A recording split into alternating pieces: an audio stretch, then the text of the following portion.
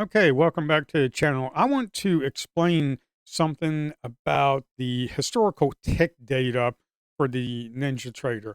When you come in to trade, and let's say you boot it up right at 9:30 and the indicator is running at 9:30. From 9:30 on, it's going to be 100% accurate.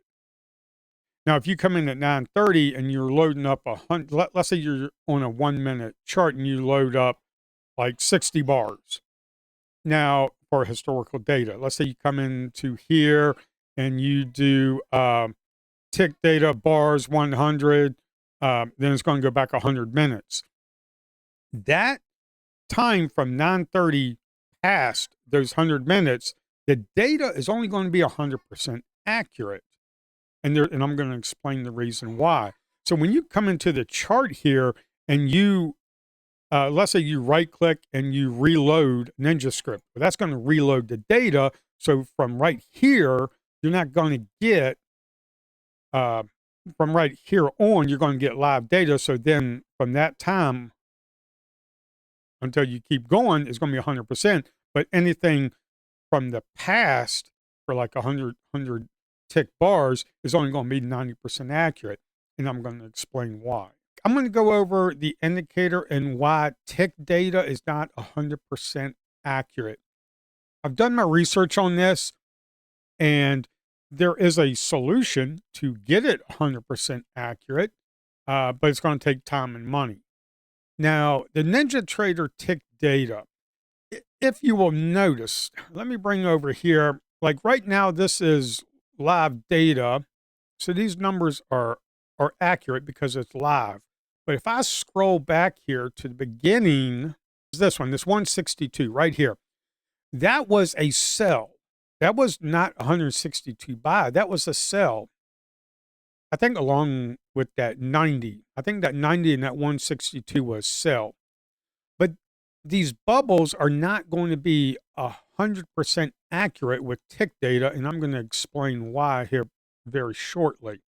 Now, they're going to be 90% accurate from these numbers. From what I've researched, it's going to be 90% accurate. And here's the reason why. And now I can get it 100%, but it's going to take some time and money. So why is historical tick data not 100% accurate like live data? Direction inference is approximate. Historical tick data in NinjaTrader 8 does not carry a bid-ask tag like the way live market data. The last does with your best bid ticks, best ask ticks logic. So in the code, I'm doing best bid, best ask ticks for the logic for getting the market data. That's why it's 100% accurate when it's live. The uptick and downtick, it's called the Lee Reddy heuristic, is the standard fallback and will be roughly 90% accurate on liquid futures and NQ and ES or liquid futures. We don't have a live bid ask at the time of each historical tick. We infer direction from the bar's bar color or use bid or use ask bid fields, but they're not best bid, best ask ticks like it is in real time, like I'm reading real time market data.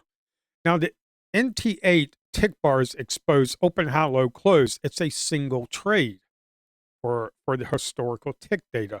Direction must be inferred, uptick, downtick logic below. Now I asked AI if I have the tick data stored somewhere else, like my server. This is able to get tick data because it runs when the market is open. Can I use that data inside NinjaTrader? Could I call a API URL and use the tick data for historical bars in NinjaTrader 8?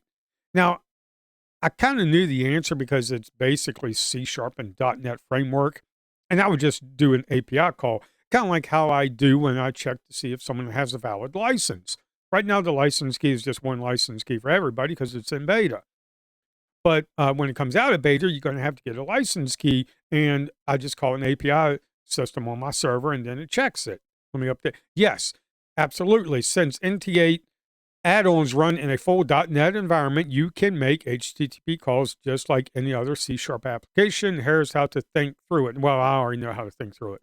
Uh, so that's why it's only 90% accurate, because it's not getting the real-time best bid ticks, best ask ticks logic like we do in live.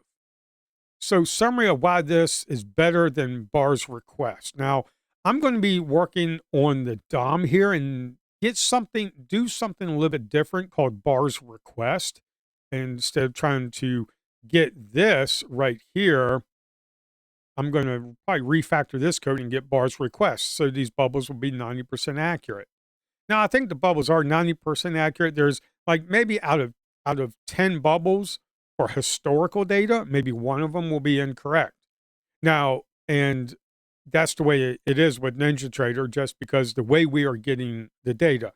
Now, summary of why this is better than bars request for like NinjaTrader. NT8 bars request, or as I'm doing on the chart, historical tick data. You have delta accuracy. Well, it's inferred, so it's like 90% accurate. The bubble accuracy, 90% accurate. Latency, of course, is fast because it's local. Control over data, none. I have no control over the data, historical data that I'm getting from NinjaTrader. That's why these bubbles are only 90% accurate. Now, I need to refactor the logic for the imbalance to be able to make that 90% accurate. Now, how can I get this 100% accurate? Well, I do have a server, and what I would have to do is just basically connect to, let's say, CME data feed and store and do a WebSocket connection and store that data into the database or into whatever file or however I want to store it, whether it's in memory or anything like that, which that's probably how I will do it, is just in memory, because I do not care about the tick data like 5 days ago or even yesterday, because I just use regular charts and market profile for that. So, and the delta accuracy would be 100% accurate because I am capturing it live, the best bid and best ask. NinjaTrader doesn't do that. That's why it's inferred, because it's 90% accurate. Bubble accuracy would be 100%. In NinjaTrader, it's 90%.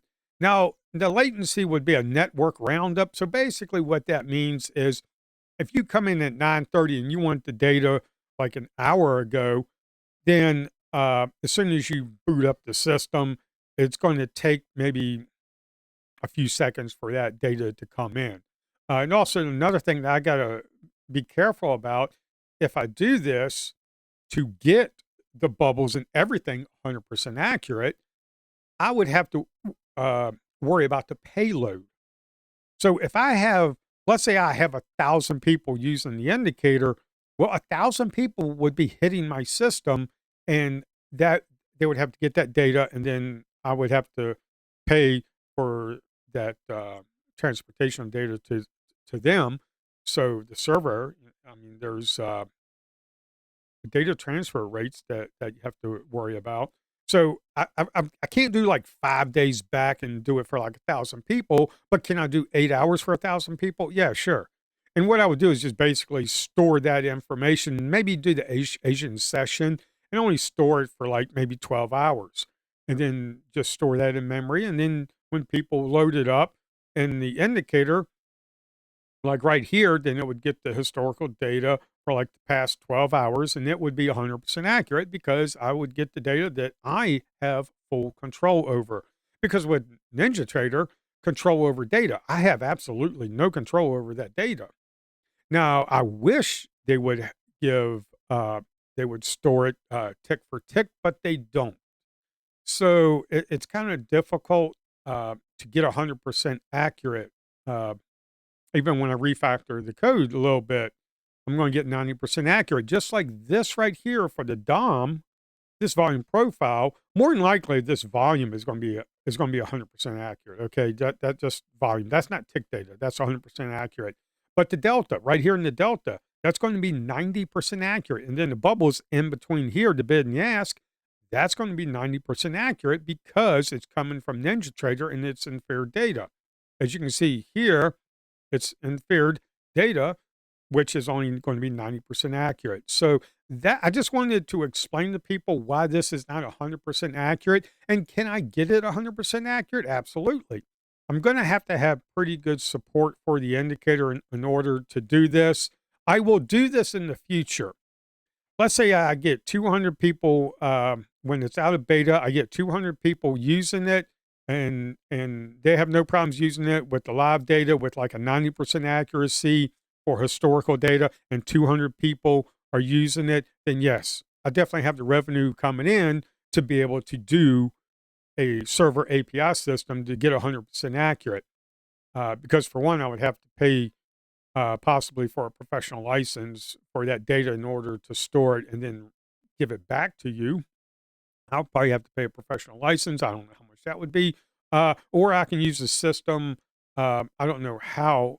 There's a Polygon out there. I don't know if they store tick data. I got to contact them to see if they do store it. If not, I'm just going to have to go directly to CME and then have the server, have my Rust server with the API system connect directly to the CME exchange and then get the tick data from there. And that would be 100% accurate. But I can only do that when I have enough support for the indicator. There's no reason for me to spend the time and money to do that if I don't have support for the indicator. I mean, that's just a business decision that I have to make. So if you're okay with getting 90% accuracy, great. Support the indicator, and in the future, it will be 100% in the future. But if you want to support it when it's 90% accurate, that's fine. If you only use it like I do, I get up at 8:30. I turn it on at 8:30 and I start looking at the data. And I'm able to trade for 2-3 hours. Some people are not, and I completely understand that. But if you're willing to support it, then thanks. That's all I have. I just wanted to go over and explain to people about why it's not 100% accurate. I just don't have control over the data, but I can get it 100%. That's all I have. Bye.